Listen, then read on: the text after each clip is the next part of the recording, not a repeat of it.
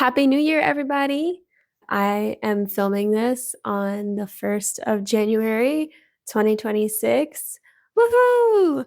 In this video, I want to share with you guys my go-to art supplies as well as some of my painting process. And I might talk a little bit about what I'm up to in this new year. And I would love for you guys to share with me what you're up to in this new year as well. It's been an interesting time for me to have gone from getting thousands of views on my videos and feeling like the surge of growth on YouTube to more recently getting like less than 100 to 200 views on my videos. And it was a little bit of a bummer, but I know that it's just the algorithm. It's just that my videos aren't being shown to as nearly as many people. I can see that in the stats, and so I'm trying not to take it personally. And so in this time, I really just want to form a stronger connection with those of you who still are here, who still are seeing my content, because I know that you guys really are the true fans. You really enjoy being here with me, so thank you so much for joining me on this journey. So let's do it.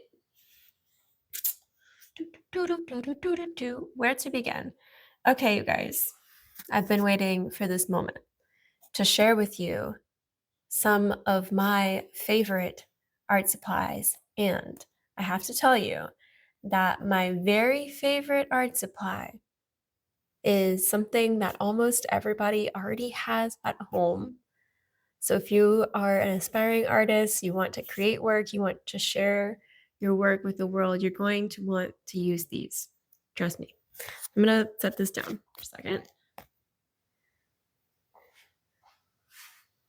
Let me see if I can find that. All right, you guys. My favorite art supply of all time. Oh, there it is. One of these. Actually, I have two.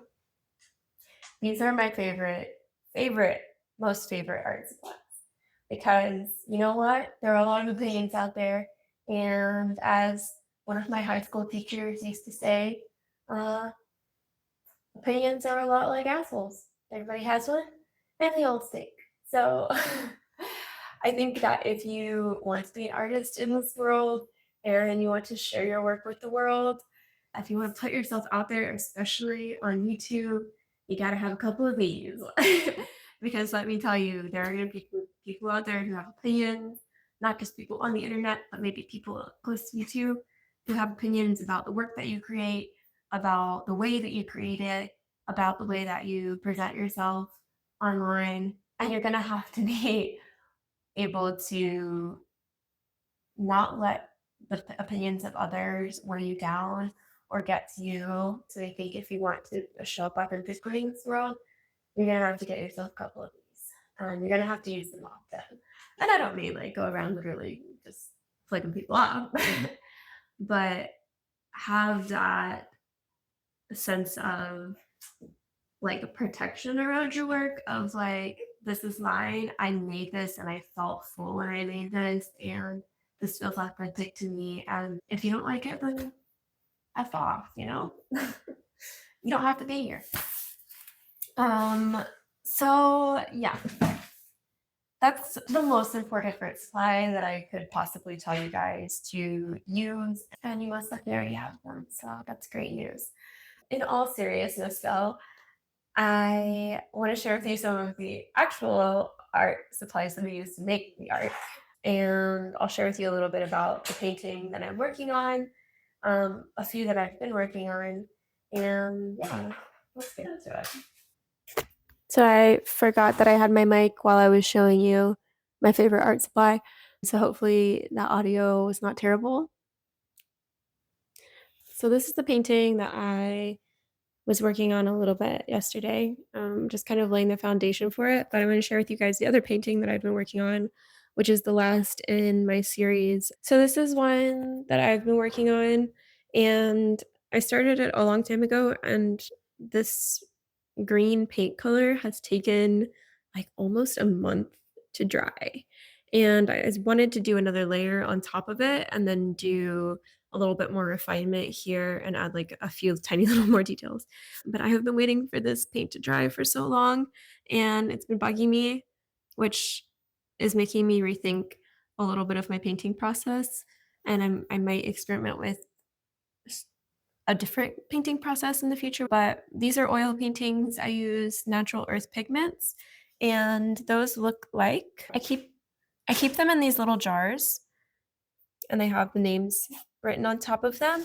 I buy them in bulk packs like this, and it's just pigments made from natural minerals and plants and things. And I love these.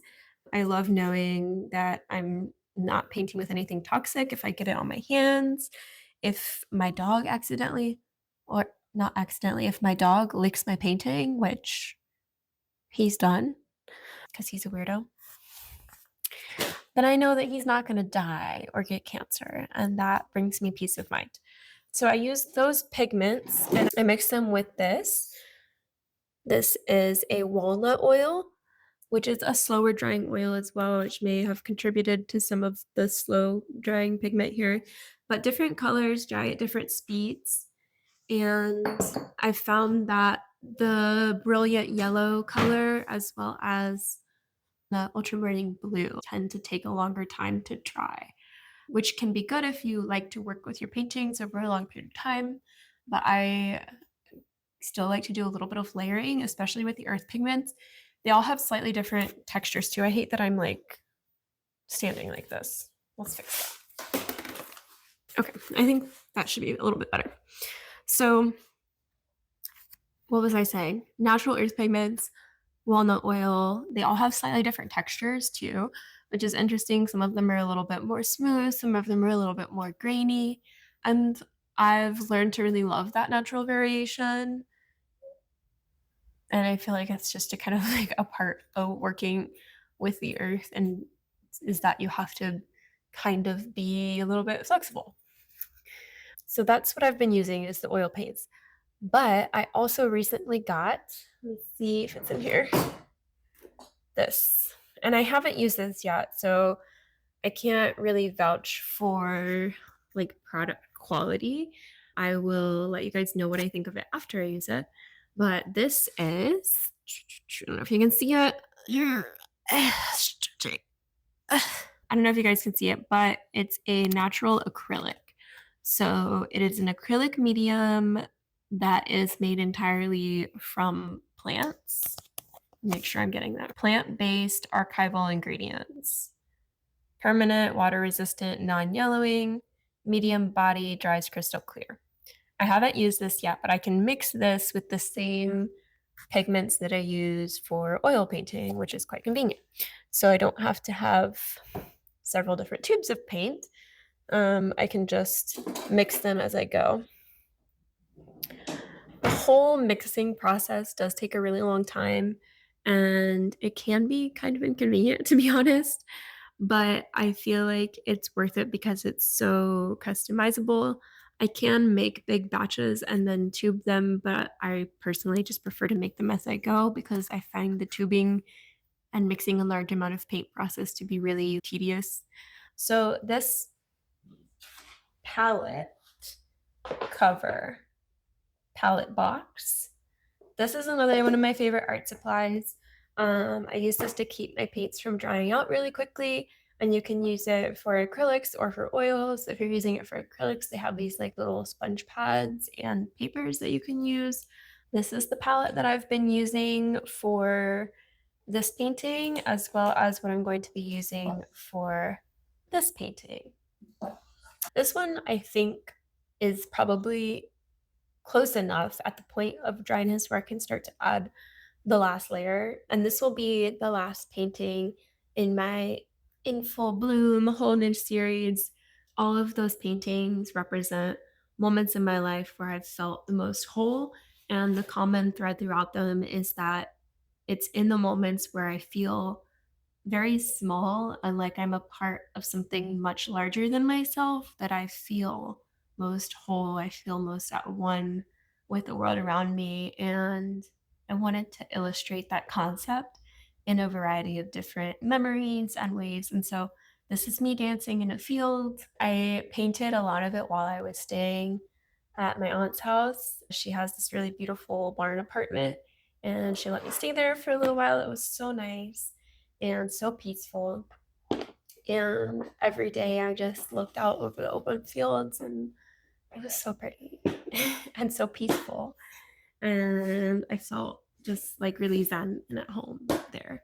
This is a painting to represent that feeling of wholeness, and it is the last in the series. I love the concept and I might want to do more later, but I'm also just feeling really excited by other things. And so I kind of want to move on and do some other experiment post this. Okay, so I am going to talk a little bit about this painting. I'm really excited about it.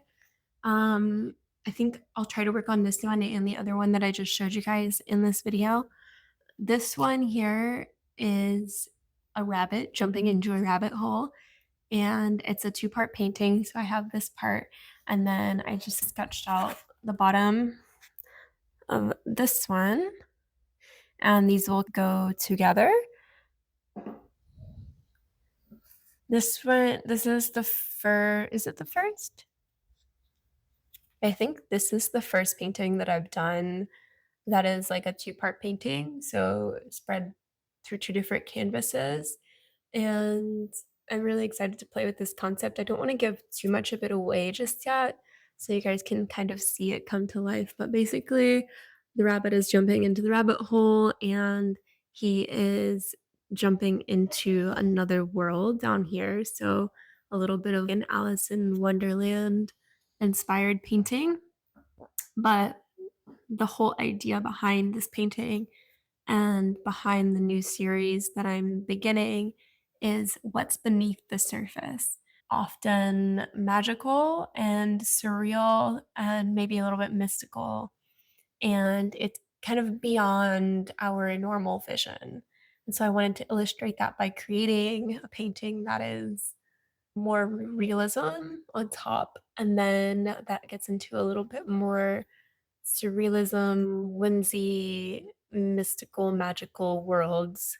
A hint about where this painting is going. Really excited to share it with you guys. I think it's going to be really fun and probably also really challenging. More favorite art supplies.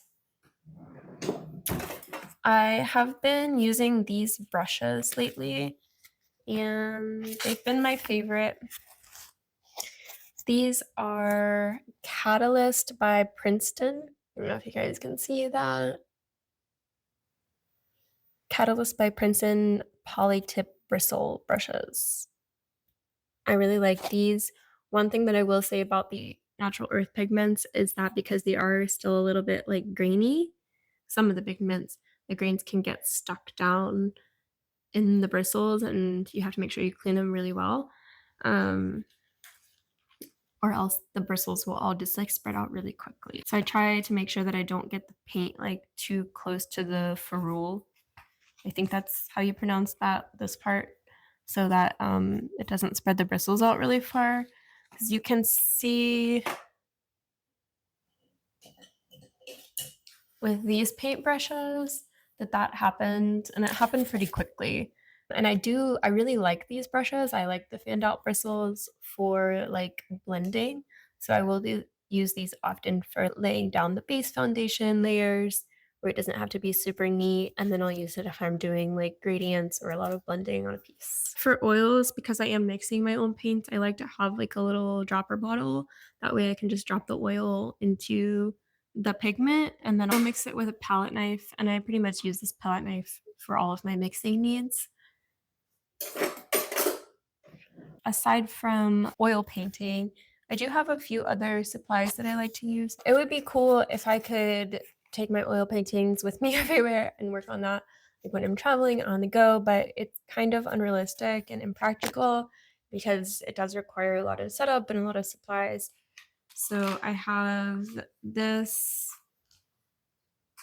This is a Winsor & Newton little travel watercolor kit, and it comes with a little like um refillable water paintbrush that you can use.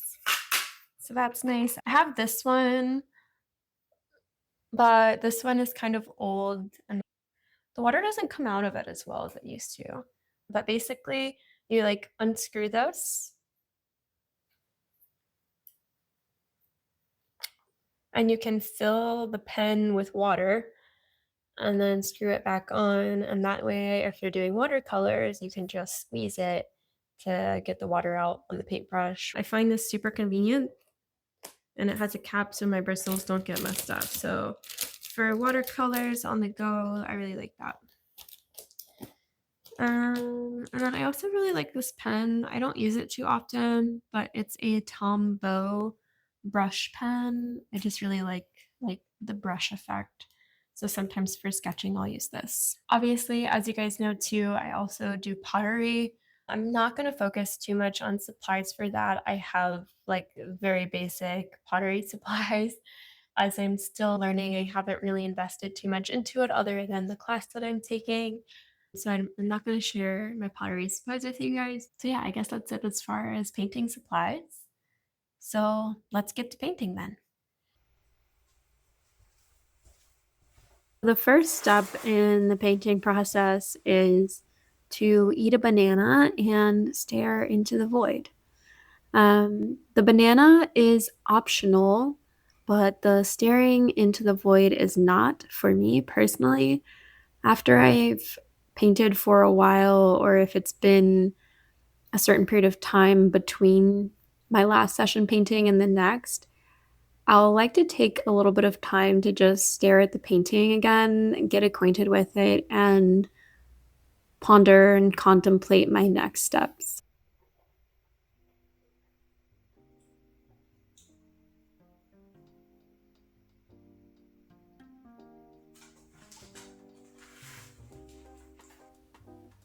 The first layer of green that I added into this painting, um, because of the texture of the natural earth paint, it was like a little bit gritty and it was hard to get full coverage. So after it dried, and it took a very long time to dry, I went back, and this is me adding in a little bit more saturation into the green in the grass and just adding like a little bit more dimension as well.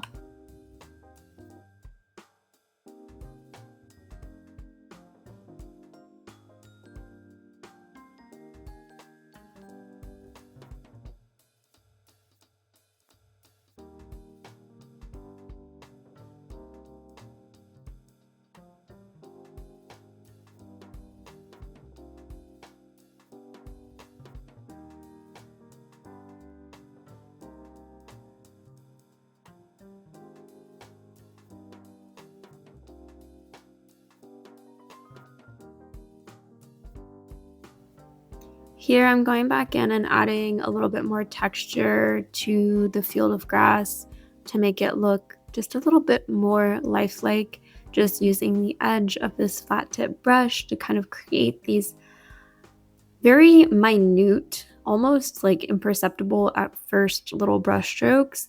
But I think that as they add it up, it adds a lot of dimension into the painting and a lot of texture that just kind of, to me, brings it to life.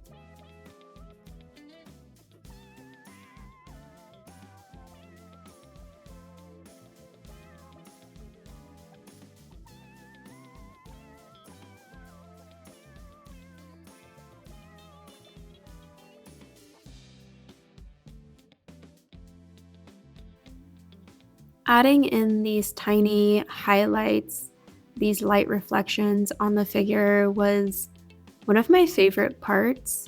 It was really like small detailed work that required such a steady hand, but I love painting light like this, and it's so fascinating to me how images come to life not through lines and shapes, but more so through light and the way that light hits an object and the colors that reflect off of that light.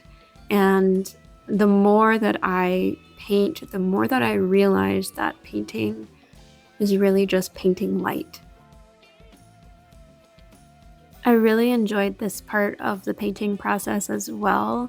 Painting the fog. I don't think I've ever painted a foggy scene before, and it was so cool to bring this aspect of it to life. And there's kind of like this translucent layer between the viewer and what is being viewed. So in this instance, between the person looking at the painting and like the trees in the distance, there is this layer of fog. And how do we bring that to life? So there's one last thing that I want to do to this painting. I'm a little bit nervous about it. I haven't done it before, but I want to try and make it look like it's raining. I already kind of have this like misty fog effect, but I want to make it look like a little bit more like she's dancing in a rainy field. So we're going to attempt that together and we'll see how it goes.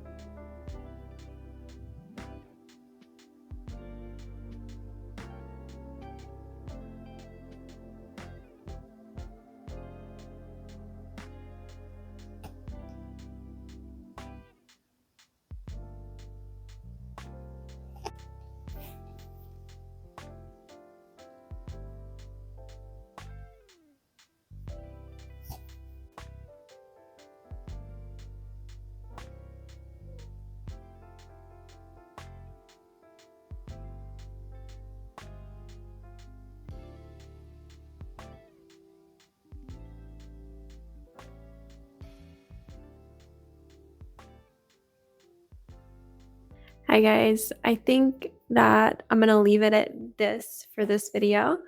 I think maybe this rain technique could use a little bit of refinement, but overall, I'm content and happy to be done with this one and moving on to the next. I think I'm gonna leave the rabbit painting for another time, but thank you guys so much for joining me on this journey and cheers to more videos to come.